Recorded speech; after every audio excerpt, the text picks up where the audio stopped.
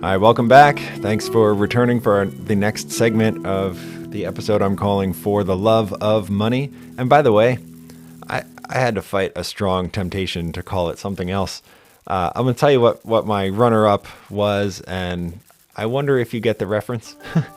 I often have these references that no one in my audience gets, but I really wanted to call it Hubba Hubba Hubba, Money Money Money, Who Do You Trust? So if you happen to get that reference, then you and I can be friends. Anyway, so on this segment here, I want to talk more about the economic difficulties that we're facing.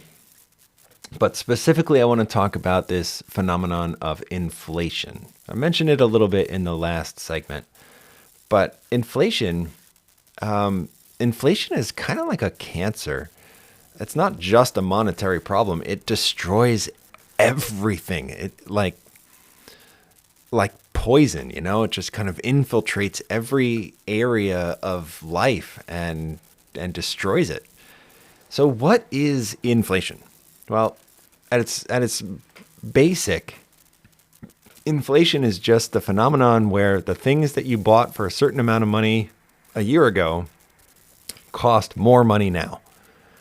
And in a quote unquote healthy economy, it should cost no more than 1 or 2% more than it did a year ago. Now, I personally don't understand that. I think a healthy economy everything should cost 0% more than it did a year ago. So even in high school economics class, I kind of pushed back against this idea that there's such a thing at all as healthy inflation. Because if you're inflating by even just 1% a year, well, mathematically, you will destroy your currency that way. Over time, it will inflate 1%, 1%, 1%, 1%. And it's a little bit every year, but compounding over time, you're still destroying the currency, which will destroy the economy. And there's just no mathematical way around that. And so I just kind of reject wholesale the idea that there's anything at all, even under the sun, that it even exists as healthy inflation. Nonetheless, under nobody's definition of things is the current situation healthy at all. Inflation is running at upwards of 9% year over year. And we've had several months in a row where it was 8 point something. It was 8.6, 8.9, 8.2. So we're really hovering in these danger zone marks. And this is not even the first year. We've been suffering from inflation really since like February of 2021, if you look at the charts. Okay. And then if it does not come under control, or some would argue that it cannot come under control until, but either way, there is like the AP level inflation problem, AP like advanced placement, honors level inflation problem that has the unfortunate title of stagflation. So not only is everything getting more expensive, but growth in the economy is stagnating or reversing. And so this is a 1-2 deadly punch combination. If things are getting more expensive, you can mitigate against that to a certain degree as the economy continues to grow, right? Because who cares if everything costs 3% more if you got a 5% raise? Your purchase power is still increasing. But when the economy is level or shrinking, that's stagnation, then even if the price of everything was the same, if my purchase power goes down, then it hurts me. But you add on top of that the idea that the price of things is not going down. It cost me 9% more to buy the same thing than it did a year ago. And also at the same time, my purchase power is like 3% less. So you add those things together and the problem is just catastrophic. Stagflation is a phenomenon we last witnessed in this country in the 1970s under the Jimmy Carter administration. And we were supposed to have learned our lesson to not get ourselves into that again, but nonetheless, here we are. And if you wanted to really get wonky about this, there's the whole wage price cycle, because at some point, someone has to lose. Here's what I mean. So a business has increased costs because of inflation. So everything costs more. Just to acquire my inventory costs more, and therefore my prices have to go up to compensate, right? So I'm not losing money doing business. Well, all right, but if I'm using more money in my business just to operate things, because the whole economy is inflating, my people, my employees are going to want more money also so that their purchase power does not decrease, or at least mitigates against that decrease. So now I have that extra problem in my business where I have to pay my people more. And payroll is always the number one expense of any business. It just is. You have to pay your people a living wage, and that's very expensive. So now, all right, so where does that all kind of settle out? At some point, the business has to accept the fact that it's going to earn less money because the cost of everything has gone up, the cost of payroll has gone up. Or if the business is not going to do that, because if it loses too much money, it goes defunct and everybody loses, well, then the workers have to absorb all of this with either no wage increase or a kind of inferior wage increase that does not keep up. At some point, somebody has to lose. And that's when societies turn violent, really. So way back in the very first episode we ever did here, I talked about this polarization idea and how that's so dangerous because it leads to violence. Well, guess what? Inflation leads to violence too. And it can, and it might, it very well might do that. Why is it happening? And this is kind of the meat of all of what I'm getting at today. Why is all of this happening? Well, kind of depends on who you ask. In our polarized and divided time right now, even the questions that used to be easy are difficult. So I am looking at an article here from not MSNBC, I'm sorry, it's CNBC. And it says, the headline is, "The Federal Reserve rate hikes won't bring down inflation as long as government spending stays high," says some paper that they're referencing. All right, what does that mean? It means that one of the causes of inflation is this super hot economy where the demand for things is greater than the supply of things. And if you know your supply and demand, then when there's too much demand and not enough supply, the cost of every individual thing goes up. So what the Federal Reserve is doing to try to mitigate this is to raise the interest rates. So the cost of borrowing money goes up. And that means people have less money to spend in the economy because they have to send it all to the banks in the form of interest. They're doing this to literally cool down the economy, right? To reduce demand because we are having trouble increasing supply with all the brokenness left over from COVID and the supply chains and whatnot. So they're trying to reduce demand to bring prices back down in line with each other. This article is saying that's not going to work. As long as the government keeps spending like a drunken sailor, then nothing the Federal Reserve is going to do is going to work, at least not to the extent that they wanted to. So ultimately, this article is putting the responsibility on the government because of all the reckless spending that it's been doing over these past couple years. Here's another article. This is from the Texas Public Policy Foundation, and the headline is, "The real cause of inflation is insane government spending."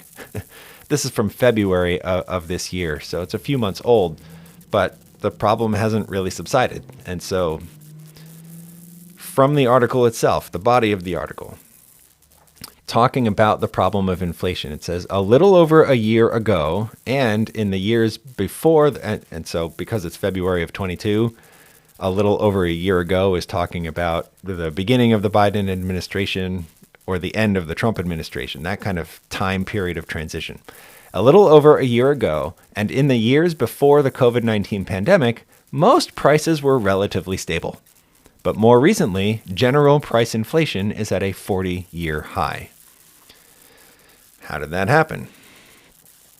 The article goes on to say, Milton Friedman, who is a famous economist, pointed out that, and this is a quote, inflation is always and everywhere a monetary phenomenon.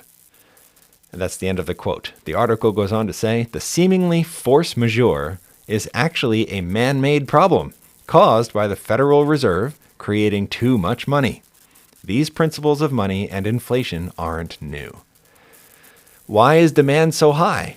Well, it's because the government has been flooding the market with money that doesn't really exist, and your bank account, your savings account, your whatever, wherever you put that money, is artificially too high. You have money to spend that doesn't really exist. It's just paper, right? There's nothing behind that paper. It came out of nowhere. It was not generated in any sort of regular way. They just printed it. And so because now we've got all of this money floating around everywhere, you go out and you spend it. That's why demand is too high. And so this article is also putting the responsibility squarely on the government. If only they would stop printing money, things would get better.